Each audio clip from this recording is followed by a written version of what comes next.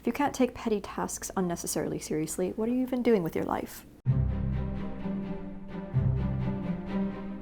When Billy Porter, in conjunction with Vogue, encouraged the people at home to don our chicest potato couch looks and recreate an iconic Met Gala look from home, one does not simply pass up this pristine opportunity for some serious tomfoolery. The look I have chosen to usurp is Ariana Grande's Sistine Chapel gown from 2018. The material? Toilet paper.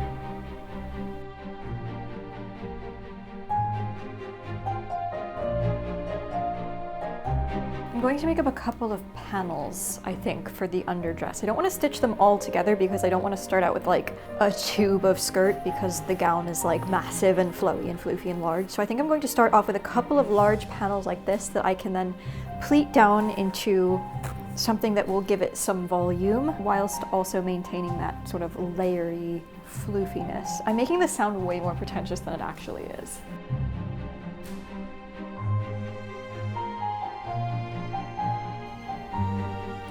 Okay, this should work. 1, 2, 3, 4. So I think I'm going to make up 8 panels of these that will then pleat down to form the underskirt. Right.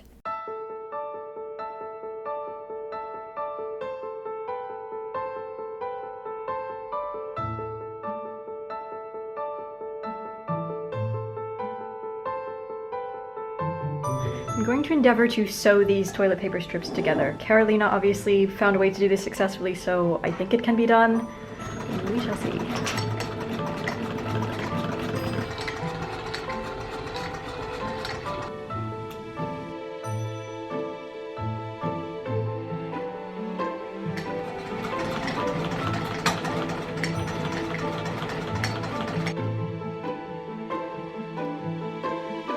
Now, before a small armada of people go leaving strongly roasting letters in the comments about the scarcity of this most precious commodity, allow me to first explain my intellectual reasoning behind this decision, that being the very principle of the Met Gala, and indeed the core concept of the ostentatious high society gathering documented all throughout history. From King Henry VIII's Field of the Cloth of Gold, to Marie Antoinette's grand masquerades, to the Vanderbilt Ball of 1883. The Met Gala, in effect, is one and the same, an exclusive and highly publicized gathering at which only members of a select upper tier of social society are able to attend through invitation only. These events are publicized profusely to be consumed and largely adored secondhand by the wider public, thus creating a need to demonstrate to utmost effect status, position, and wealth, a feat most feasibly achieved through dress. Be it with sumptuous silk and cloth of gold, or by donning the latest Worth gown, these events provoke needs for fashions that immediately assert the attendees' worthiness to participate in these highest circles of society. Thus, it would be largely beside the point for me not to honor the traditional significance of these such events by ostentatiously flaunting such 2020 definitions of copious consumption of precious resources. If only at least through entirely satirical means. In all seriousness, I should like to point out that simply because some toilet paper is momentarily refashioned into an unconventional form does not mean it no longer is able to serve its initial function. So I have come to the realization that I really should not be draping the bodice right now, and in fact I should probably have put the waistband onto the skirt first, taken this off, sewn this, and draped the bodice without all of this. So I'm going to stop before I move on to the rest of piecing the bodice together, just sort of fold these up. I've got a linen bit of tape that I'm just going to stitch on the top here as the waistband to hold all of this into place, and then we will get the bodice together and attach the two layers together.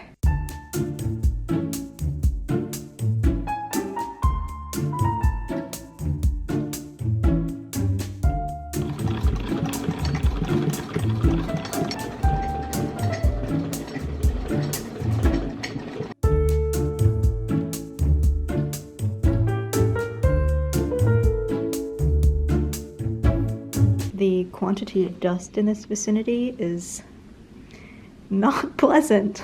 I think this is very much going to be a single wear occasion.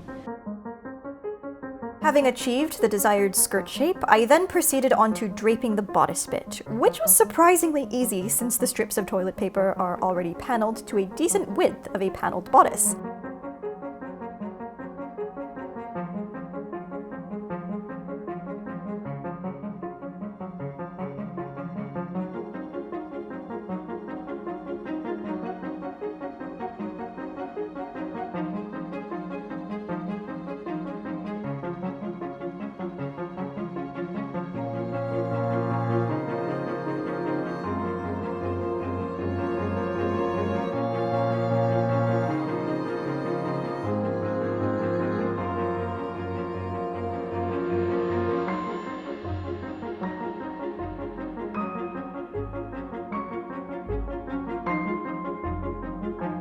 With everything pinned into place, the bodice is then removed from the stand and is stitched together by hand because this is couture, and I'm attempting to leave as much ease in as possible to accommodate for the stretch of the bra band, so this whole thing has a relatively decent hope of staying in place.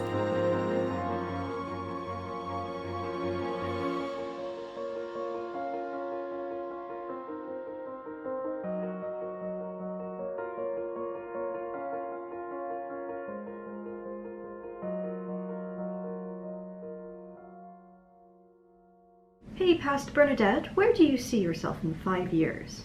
Well, friend, I see myself sitting in a sewing workroom at approximately 11 o'clock at night, hand-stitching some toilet paper together into a couture bodice.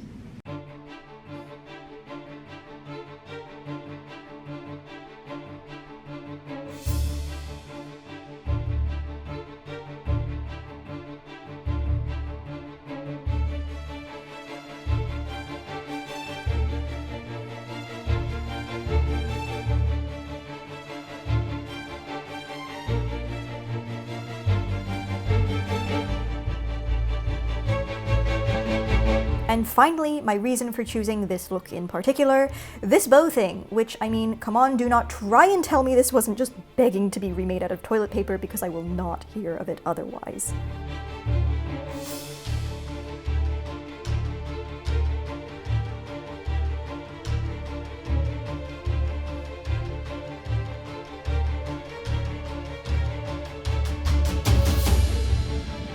List of things I literally thought I would never be doing.